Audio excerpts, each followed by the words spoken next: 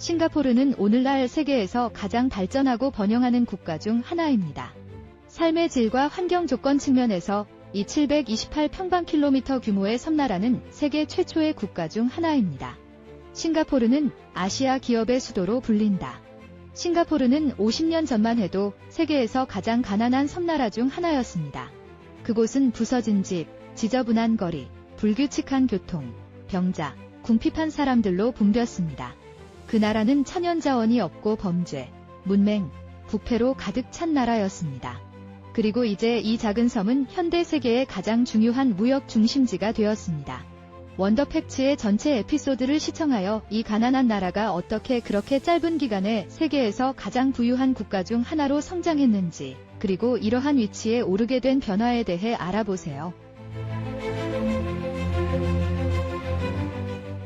싱가포르, 싱어포어 라는 이름은 말레이시아어 싱가포르, 싱어포어에서 유래됐다.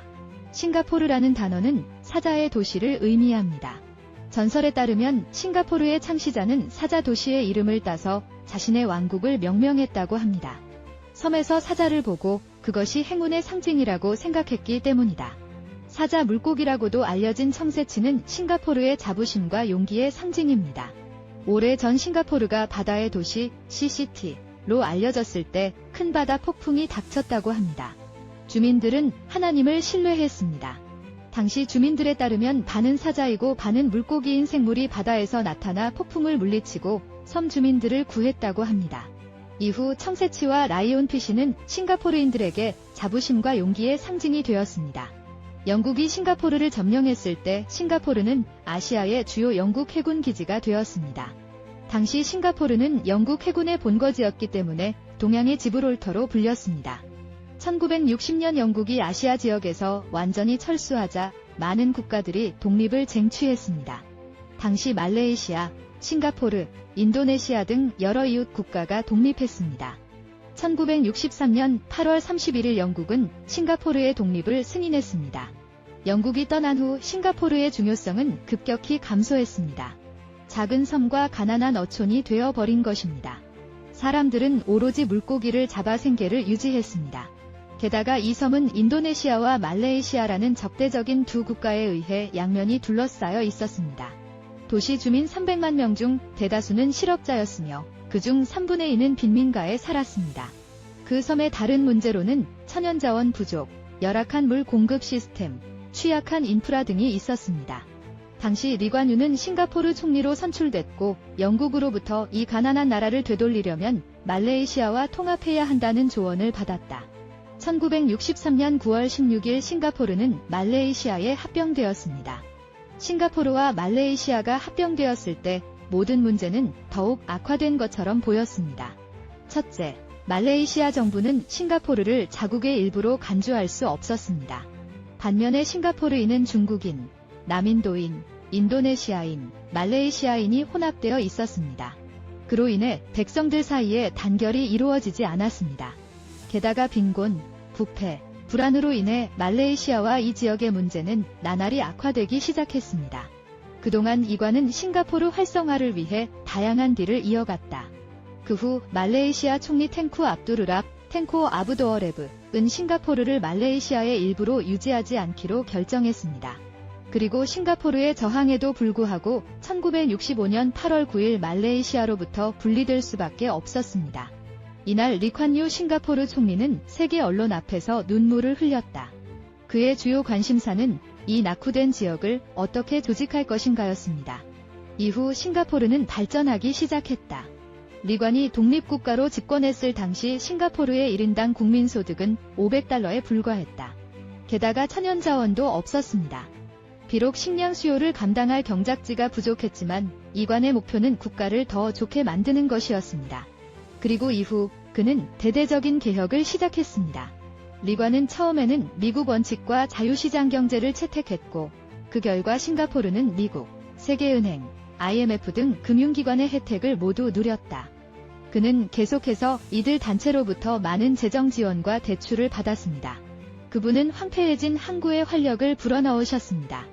그 결과 유럽과 아시아의 상선들이 싱가포르 항구를 교통 중심지로 선택하고 있습니다. 이곳에서 연료를 보급하고 휴식을 취하고 보급품을 모으는데 사용된 배들입니다. 따라서 싱가포르는 이 항구를 통해 엄청난 돈을 벌고 있다. 이로써 리콰는 국가 건국에 필요한 자금을 매우 쉽게 확보하기 시작했다. 이를 관리할 강력하고 유능한 노동력이 있는 국가. 이를 깨닫고 리콰는 장기 계획을 세우고 재능 있고 숙련된 인재 몇 명을 선택했습니다. 이를 통해 효과적인 거버넌스 시스템이 탄생했습니다. 리콴이 사람들에게서 가장 중요하게 생각하는 미덕은 정직이었습니다. 그는 정직한 개인은 해로운 일을 수행할 수 없다고 믿었습니다. 그리고 그는 모든 싱가포르인들에게 이러한 정직성을 심어줄 수 있었습니다. 그는 또한 부패를 결코 지지하지 않았습니다. 그는 또한 누구도 부패에 연루되지 않도록 모든 사람의 급여와 보너스를 인상했습니다. 그리고 그 때문에 누구도 부패에 연루되는 것을 고려한 적이 없습니다. 이관은 먼저 계획적인 도시화와 첨단 인프라 구축에 집중했습니다. 주택개발위원회는 이콴 유에 의해 설립되었습니다. 처음에 그는 모든 싱가포르인에게 공공주택을 보장했습니다. 그는 이 도시에 집이 있으면 그 도시에 대해 더 책임감 있고 자비로운 사람이 되어 싱가포르가 발전할 것이라고 생각했습니다. 이 결정으로 인해 이제 수백 명의 싱가포르인이 더 나은 주택 시스템을 이용할 수 있게 되었습니다. 오늘날 전국 인구의 95%가 정부 주택에 거주하고 있습니다. 그는 계획된 건강한 도시화에 중점을 두고 도시의 전체 인프라를 건설했습니다. 싱가포르의 모든 건물에는 놀이터와 오락 공간이 있습니다. 그는 이 작은 나라가 성장하면 자가용이 너무 많아지고 도로가 지나갈 수 없게 될 것이라는 것을 오래전에 깨달았습니다. 그래서 그는 업그레이드된 대중교통 시스템을 도입했습니다. 또한 그는 개인 차량 소유에 대해 엄격한 제한을 두었습니다. 싱가포르의 도로에는 오늘날에도 여전히 교통량이 없습니다. 리관이 집권했을 때 싱가포르는 그저 조용한 항구에 불과했습니다. 그러나 리콴은 경제적 중요성 측면에서 싱가포르의 지리적 위치가 상당히 매력적이라는 것을 이해했습니다. 따라서 그는 이 구성 요소를 중요한 개발 도구로 만들고 싶었습니다. 그는 현대적인 편의 시설을 설치하는 것을 포함하여 이곳을 관광지로 만들기 위해 필요한 모든 조치를 취했습니다. 그는 싱가포르의 항구, 공항 및 관련 인프라를 완전히 개조했습니다. 결과는 바로 나타났습니다. 짧은 시간 안에 싱가포르는 항공사들의 환승 허브가 되었습니다. 장거리 여행객은 이제 싱가포르를 환승 목적지로 선택합니다. 반면 싱가포르 항구는 세계에서 가장 바쁜 항구가 되었습니다. 상업용 선박은 이 항구를 환승항으로 선택합니다. 싱가포르 항구는 상하이 항구 다음으로 현재 세계에서 가장 바쁜 항구이다. 국가의 교육받고 숙련된 노동력은 국가 성장의 주요 엔진 역할을 합니다. 이런 이유로 이관은 교육 시스템을 가장 중요하게 여겼다. 그는 그곳의 최고의 대학, 대학교, 학교를 모두 건설했습니다. 오늘날 전 세계 최고의 대학에는 싱가포르의 대학이 포함됩니다. 세계 20대 대학 중 하나가 싱가포르 국립대학교입니다. 이는 싱가포르의 의료 시스템에도 해당됩니다. 우리나라의 의료 시스템은 전 세계적으로 잘 알려져 있습니다. 세계적으로 유명한 병원인 마운트 일리저버스가 싱가포르에 있습니다. 그리고 이 병원은 전 세계의 환자들에게 양질의 의료 서비스를 제공해온 확고한 기록을 보유하고 있습니다. 싱가포르는 상당히 작은 섬이기 때문에 제조업이나 농업을 위한 공간이 충분하지 않았습니다. 이는 장점이자 단점이었습니다. 어떻게 보면 작은 나라를 푸르게 바꾸는 일이 간단하다는 것도 장점인데 이것이 투자자들의 관심을 끌기도 합니다. 리콴은 그 기회를 잡았습니다. 자연을 사랑하는 리관에게는 깨끗하고 푸른 도시가 가장 중요했습니다. 이런 이유로 그는 정원도시 행동위원회를 설립했다. 거리에 늘어선 나무들뿐만 아니라 공원만으로도 싱가포르의 10%를 차지합니다. 국내에서는 껌을 씹는 것이 금지될 정도로 폐기물 관리가 엄격하다. 싱가포르가 왜 세계에서 가장 깨끗한 나라로 꼽히는지 알 수 있습니다. 1973년의 한 사건은 리콴에게 큰 기회를 주었다.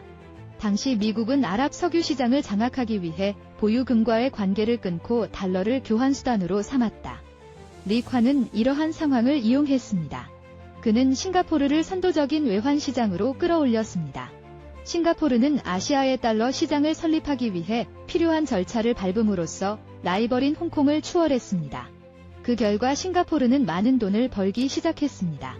리관은 싱가포르를 더욱 투자하기 좋은 곳으로 만들기 위해 다양한 시설을 건설하고 법률 개혁을 단행했습니다. 그는 투자자들이 투자에 어려움을 겪지 않도록 세세한 부분까지 세심하게 배려했으며 투자에 대해 어떠한 엄격한 조건도 부과하지 않았다. 이로써 싱가포르는 동남아시아 최대의 상업 중심지가 되었습니다. 기업 조직에서는 계속해서 싱가포르를 선택했습니다. 전국 불안이 없고 인류 통신 시스템, 매우 낮은 세금, 기업주에게 친절한 정부, 뛰어난 인프라, 탁월한 환경이 핵심 요인이다. 현재 구글, 페이스북, 쉐브론, 토요타, 펩시코 등 주요 다국적 기업 중 싱가포르에 지역 본부가 없는 기업은 없습니다. 리관유의 경제 분야에는 신자유주의가 반영되었음에도 불구하고 사회 분야에서 그의 정책은 보수적이었다. 따라서 그는 개인의 자유보다 상업적인 자유를 우선시했습니다. 반면에 그는 싱가포르의 환경을 질서 있게 유지하기 위해 모든 엄격한 법률을 계속해서 시행했습니다. 이관이 싱가포르 공화국에서 집권했을 때 국민의 연간 1인당 국민소득은 미화 $500에 불과했습니다. 이후 이관유 정부 마지막 해인 1990년에는 약 2800% 증가한 미화만 $4,500를 기록했습니다. 그리고 오늘날 싱가포르의 1인당 국민소득은 거의 $80,000로 세계 8위입니다. 리관 이후 싱가포르는 그의 아들이 운영하게 됐다. 현재 싱가포르 총리는 그의 아들 리셀룽 GCN 롱이다. 원칙적으로 싱가포르의 정치 구조는 리관을 따르고 있다. 또한 세계 무역에서도 지속적으로 우위를 유지해왔습니다. 그리고 싱가포르는 가난한 어촌에서 세계적인 국가로 발전했습니다. 영상에 대한 의견을 댓글로 남겨주세요. 마음에 드셨다면 좋아요 버튼을 눌러주시고 영상을 공유하여 친구들에게 정보를 알려주세요. 더 많은 비디오를 보려면 우리 페이지를 계속 지켜봐 주시기 바랍니다.